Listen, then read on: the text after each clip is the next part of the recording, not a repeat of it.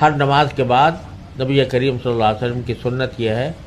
کہ 3 مرتبہ استغفار، استغفر اللہ استغفر اللہ استغفر اللہ۔ حالانکہ نماز کوئی استغفار کی چیز نہیں ہے، لیکن استغفار اس لیے کہ پتہ نہیں ہم سے اس میں کوئی لغزش نہ ہوئی ہو، کوئی غلطی نہ ہوئی ہو، جو اس کا صحیح حق تھا وہ ادا نہ ہوا ہو، اس لیے رسول کریم صلی اللہ علیہ وسلم نے استغفار کی تعلیم دی۔ اور پھر شکر کہ جو کچھ بھی بندہ کرتا ہے اگر وہ اللہ تبارک و تعالیٰ کی رضا کی خاطر اخلاص کے ساتھ کرتا ہے تو اللہ تبارک و تعالیٰ ہی اس کو منزل تک پہنچاتے ہیں اور اس کو کامیاب فرماتے ہیں۔ لہٰذا ہر ایسے موقع پر اللہ تبارک و تعالیٰ کا شکر بھی ادا کرنا ایک مومن کا کام ہے۔